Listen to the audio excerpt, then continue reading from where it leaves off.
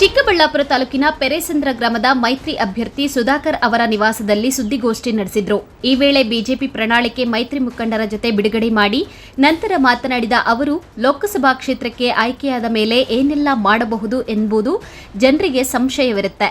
ನರೇಂದ್ರ ಮೋದಿ ಅವರ ಕಾರ್ಯಕ್ರಮ ಚಿಕ್ಕಬಳ್ಳಾಪುರದಲ್ಲಿ ಭಾರೀ ಸ್ಪಂದನೆ ಸಿಕ್ಕಿದೆ. ಅದಕ್ಕೆ ಸಹಕರಿಸಿದ ಎಲ್ಲರಿಗೂ ಧನ್ಯವಾದಗಳು ಎಂದರು.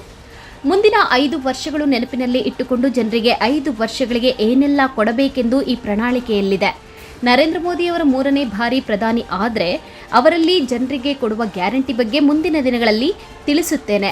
ಚಿಕ್ಕಬಳ್ಳಾಪುರದಲ್ಲಿ ಸುಧಾಕರ್ ಗ್ಯಾರಂಟಿ, ಮೊದಲಿಗೆ ರೈತರಿಗೆ ಹೆಚ್ಚಿನ ಆದ್ಯತೆ, ಕುಡಿಯುವ ನೀರಿನ ಜೊತೆಗೆ ಶಾಶ್ವತ ನೀರಾವರಿ ಯೋಜನೆ, HN ವ್ಯಾಲಿ ನೀರು 3ನೇ ಹಂತದ ಶುದ್ಧೀಕರಣ ಬಗ್ಗೆ ಕ್ರಮ, ಚಿಕ್ಕಬಳ್ಳಾಪುರ ಭಾಗದ ಜಾಗದ ಜನಕ್ಕೆ ತರಕಾರಿ, ಹಣ್ಣು, ರೇಷ್ಮೆ ಹೂ ಬೆಳೆಗಾರರಿಗೆ ಸೂಕ್ತ ಮಾರುಕಟ್ಟೆ, ಹಾಲು ಒಕ್ಕೂಟ ಚಿಕ್ಕಬಳ್ಳಾಪುರಕ್ಕೆ ತರುವ ಕೆಲಸ, ಕ್ಷೇತ್ರದ ಜನಕ್ಕೆ ಆರೋಗ್ಯ ಮುಖ್ಯ, ಬೆಂಗಳೂರು ಗ್ರಾಮಾಂತರ ಜಿಲ್ಲೆಗಳಲ್ಲಿ ಕಾರ್ಮಿಕರು ಹೆಚ್ಚಾಗಿರುವ ಜಾಗದಲ್ಲಿ ESI ಆರೋಗ್ಯ ಕೇಂದ್ರಗಳ ಸ್ಥಾಪನೆ ಸೇರಿದಂತೆ ನಮ್ಮ ಕ್ಷೇತ್ರವನ್ನು ಆರೋಗ್ಯ ನಗರವಾಗಿ ನಿರ್ಮಾಣ ಮಾಡುವ ಪಣ ತೊಟ್ಟಿದ್ದೇನೆ ಎಂದು ಪ್ರಣಾಳಿಕೆಯಲ್ಲಿ ವಿಷಯವನ್ನು ಮಾಧ್ಯಮಗಳ ಮುಂದಿಟ್ಟರು. ನಾನು 2013ರಿಂದ ಕೂಡ ಶಾಸಕನಾಗೋಕ್ಕಿಂತ ಮುಂಚೆ ಕೂಡ ನನ್ನದೇ ಆದಂಥ ವೈಯಕ್ತಿಕ ಪ್ರಣಾಳಿಕೆಯನ್ನು ಬಿಡುಗಡೆ ಮಾಡ್ತಾ ಇದ್ದೆ.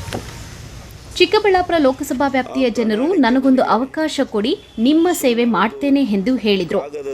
ಒಂದು ಕಾಗದ ಅಲ್ಲ, ಒಂದು ಪ್ರಿಂಟ್ ಇರ್ತಕ್ಕಂಥ ಕಾಗದ ಅಲ್ಲ, ಇದು ನನಗೆ ಭಗವದ್ಗೀತೆ.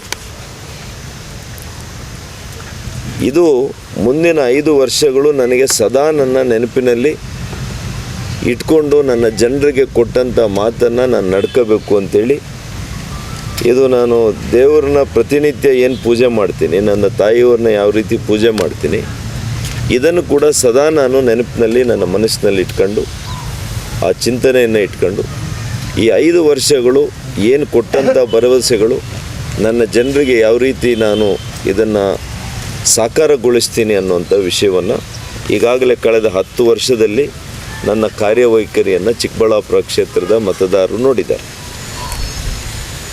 ಇವತ್ತು ಮಾನ್ಯ ನರೇಂದ್ರ ಮೋದಿಯವರು ಕೂಡ ಪ್ರಣಾಳಿಕೆಯನ್ನು ನಮ್ಮ ಪಕ್ಷಕ್ಕೆ, ಭಾರತೀಯ ಜನತಾ ಪಕ್ಷದ ಪರವಾಗಿ 3ನೇ ಅವಧಿಗೆ ಅವರು ಪ್ರಧಾನಮಂತ್ರಿಗಳಾದರೆ ಮೋದಿ ಗ್ಯಾರಂಟಿ ಏನು ಅಂತೇಳಿ ಕೊಟ್ಟಿದ್ದಾರೆ.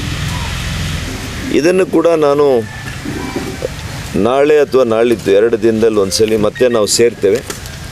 ಮೋದಿ ಗ್ಯಾರಂಟಿ ಬಗ್ಗೆನೇ ವಿಶೇಷವಾಗಿರ್ತಕ್ಕಂಥ ಸುದ್ದಿಗೋಷ್ಠಿಯನ್ನು ಕರೀತೀನಿ.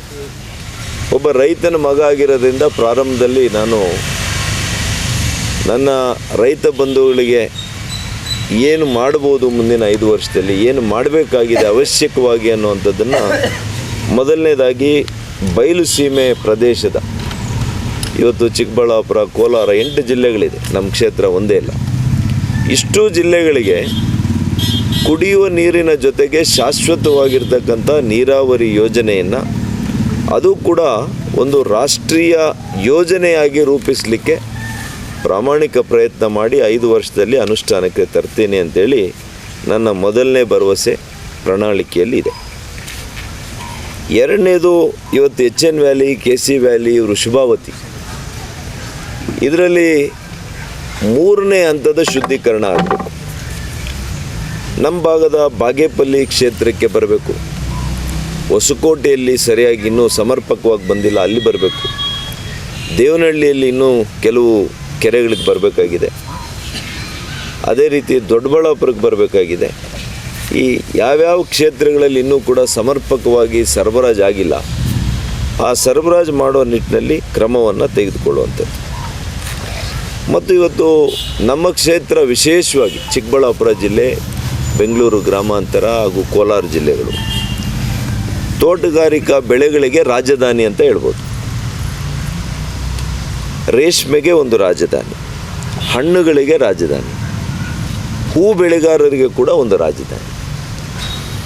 ಹಾಗಾಗಿ ಇದಕ್ಕೆ ಪೂರಕವಾಗಿ ನಾವು ಮಾರುಕಟ್ಟೆಯನ್ನು ನಿರ್ಮಾಣ ಮಾಡಬೇಕು. ಇವತ್ತು ತರಕಾರಿ ಬೆಳೆಗಳಿಗೆ ಸೂಕ್ತ ಮಾರುಕಟ್ಟೆ ನಿರ್ಮಾಣ ಆಗಬೇಕು, ವ್ಯವಸ್ಥೆ ಆಗಬೇಕು. ಹಣ್ಣು, ಹಾಲು, ರೇಷ್ಮೆ, ಹೂ, ಇವತ್ತು ಕಾಫಿ ಬೋರ್ಡ್ ಹೇಗಿದೆ, ಇಡೀ ದೇಶದಲ್ಲಿ ನಮ್ಮ ಕರ್ನಾಟಕದಲ್ಲಿ ಮಾತ್ರ ಕಾಫಿ ಬೋರ್ಡ್ ಇದೆ.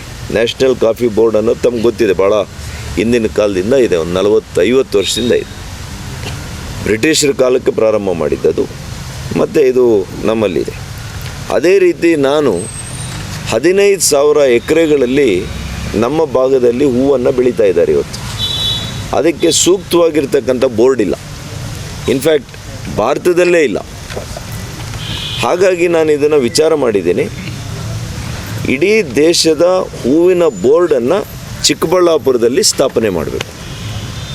ಇದು ಕೂಡ ನನ್ನ ಪ್ರಣಾಳಿಕೆಯಲ್ಲಿ ಒಂದು ಮುಖ್ಯ ಅಂಶ, ನನ್ನ ರೈತರಿಗೆ ನಾನು ಕೊಡುವಂಥ ಉಡುಗೊರೆ.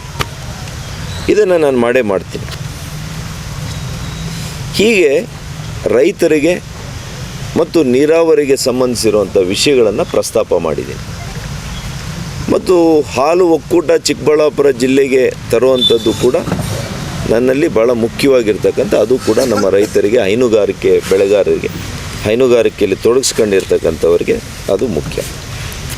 ಎರಡನೇದು, ಒಬ್ಬ ವೈದ್ಯನಾಗಿ, ಒಬ್ಬ ಆರೋಗ್ಯ ಸಚಿವನಾಗಿ ಈ ಕ್ಷೇತ್ರದ, ಈ ರಾಜ್ಯದ ಆರೋಗ್ಯ ಭಾಳ ಮುಖ್ಯ. ನಮಗೆ ಗೊತ್ತು, ನೀವು ರೆಕಾರ್ಡ್ ನೋಡ್ಬೋದು. ನಾನು ಸ್ಥಾಪನೆ ಮಾಡಿದಷ್ಟು ವೈದ್ಯಕೀಯ ಕಾಲೇಜು ಇನ್ನೊಬ್ಬ ವೈದ್ಯಕೀಯ ಶಿಕ್ಷಣ ಸಚಿವರಾಗಲಿ ಹಿಂದಿನ ಸರ್ಕಾರಗಳು ಯಾವುದೂ ಮಾಡಿಲ್ಲ. 10 ವೈದ್ಯಕೀಯ ಕಾಲೇಜನ್ನು ನಾನು ಸ್ಥಾಪನೆ ಮಾಡಿದೆ. ಅದರಲ್ಲಿ 6 ಸರ್ಕಾರಿ ವೈದ್ಯಕೀಯ ಕಾಲೇಜು, 4 ಖಾಸಗಿ ವೈದ್ಯಕೀಯ ಕಾಲೇಜು. 10 ವೈದ್ಯಕೀಯ ಕಾಲೇಜನ್ನು ಈ ರಾಜ್ಯದ ಜನರಿಗೆ ಸೇವೆ ಮಾಡಲಿಕ್ಕೆ ನಮ್ಮ ರೈತರ ಮಕ್ಕಳು, ಇದು ನನಗೆ ಹೇಳಿದ್ದೇನೆ ಮೊದಲೇ, ಇದು ನನಗೆ ಭಗವದ್ಗೀತೆ. ಇದನ್ನು ಅಷ್ಟು ನಾನು ಭಕ್ತಿಯಿಂದ, ಶ್ರದ್ಧೆಯಿಂದ, ಬದ್ಧತೆಯಿಂದ ನನ್ನ ಕ್ಷೇತ್ರದ ಜನರಿಗೆ ಸಮರ್ಪಣೆ ಇವತ್ತು ಮಾಡ್ತಾಯಿದ್ದೇನೆ. ಇದನ್ನು ತಾವು ಇಟ್ಕೊಳ್ಳಿ. ನಾನು ಲೋಕಸಭೆ ಸದಸ್ಯನಾಗಿ ಕೆಲಸ ಎಲ್ಲ ಮಾಡಿದ ಮೇಲೆ 5 ವರ್ಷದ ನಂತರ ರಿಪೋರ್ಟ್ ಕಾರ್ಡ್ ಜೊತೆಗೆ ನಿಮಗೆ ಕಳಿಸ್ತೀನಿ. ಪ್ರತಿ ವರ್ಷ ರಿಪೋರ್ಟ್ ಕಾರ್ಡ್ ಕಳಿಸ್ತೀನಿ. 1 ವರ್ಷದಲ್ಲಿ ಏನಾಗಿದೆ, 2 ವರ್ಷದಲ್ಲಿ ಏನಾಗಿದೆ. ನಾನು MLA ಆದಾಗ ಯಾವ ರೀತಿ ಮಾಡ್ತಾಯಿದ್ದೆ, ಅದೇ ರೀತಿ MP ಆದರೂ ಕೂಡ ನಾನು ಮಾಡ್ತೀನಿ ಅಂತ ಈ ಸಂದರ್ಭದಲ್ಲಿ ಹೇಳಿ, ಇವತ್ತು ತಾವೆಲ್ಲ ಕೂಡ ಈ ಪ್ರಣಾಳಿಕೆ ಬಿಡುಗಡೆಗೆ ತಾವೆಲ್ಲ ಬಂದಿರೋದಕ್ಕೆ ಭಾಳ ಸಂತೋಷ ಆಗಿದೆ. ನಿಮಗೆಲ್ಲ ಕೂಡ ಧನ್ಯವಾದಗಳು. ಸುದ್ದಿಗೋಷ್ಠಿಯಲ್ಲಿ ಬಿಜೆಪಿ ಮುಖಂಡರಾದ C Muniraju, KV Nagaraju, Naveen Kiran, Ramalingappa, Korapreddy, JDS ಮುಖಂಡರಾದ ಮುಕ್ತ ಮುನಿಯಪ್ಪ, ನರಸಿಂಹಮೂರ್ತಿ, ಮಿಥುನ್ ರೆಡ್ಡಿ, ಆನಂದ್ ಬಾಬು ರೆಡ್ಡಿ ಮತ್ತಿತರರು ಹಾಜರಿದ್ದರು. ಕಳವಾರ ಅರುಣ್, MMTV ನ್ಯೂಸ್, ಚಿಕ್ಕಬಳ್ಳಾಪುರ.